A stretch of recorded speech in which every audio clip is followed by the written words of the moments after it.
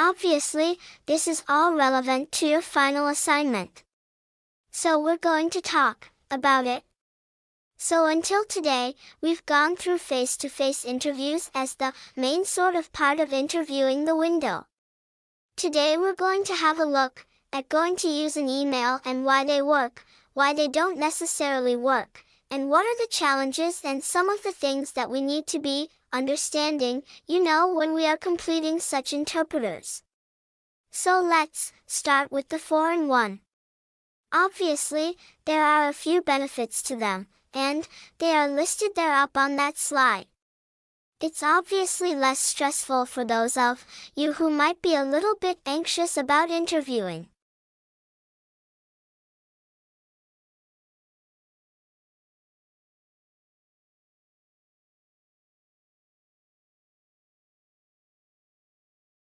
Dams are huge man-made structures that act as barriers on a river. Today, the main reason people build dams is to produce electricity. They are also built to restrict and control the flow of water in a river. Throughout history, dams have been used to prevent flooding and to irrigate farmland. Dams supply about a sixth of the world's electricity, and they significantly reduce the risk of floods and droughts.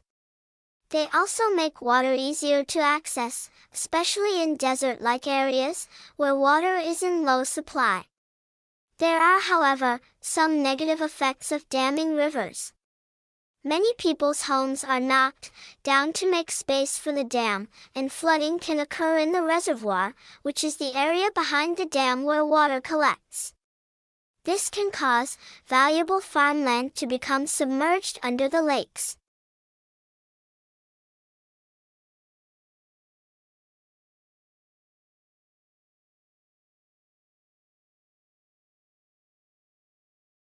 Another way in which the industry exerts pressure on doctors is by offering us a variety of professional services.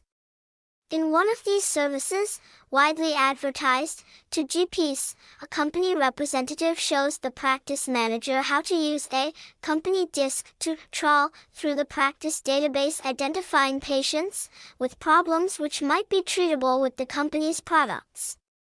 When that has been done, a company-sponsored nurse interviews the selected patients and draws up a management plan for the GP which, if approved by the doctor, attracts a Medicare item number. One of these companies proudly announces that over 65,000 patients were assessed in this way in 2005. What, one may ask, is a pharmaceutical company doing assessing patients? It is surprising that no government or professional body has stepped in to prevent this commercially sponsored program.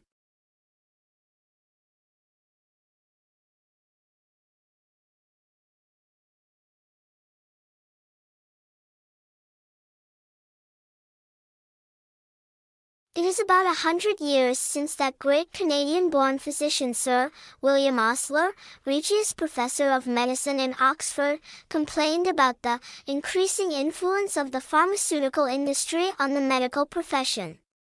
He would be turning in his grave at the way the industry now dominates doctors' prescribing habits. It does this not only by direct and indirect pressure on the doctors themselves, but also by encouraging the public to ask for scripts.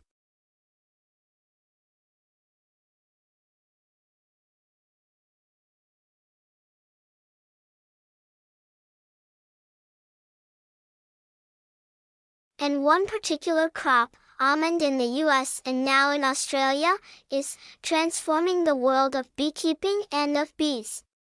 What has happened is that something serendipitous came along, that people found out, that doctors found out that almonds are good for you, a confection, but it's good for you. The almond board got a very aggressive promotion going on for almonds. They actually, I just heard recently, send out sales reps to cardiologists at hospitals to promote the heart benefits of almonds. In a very good promotion of almonds, and it's legitimate promotion because they are a healthy food.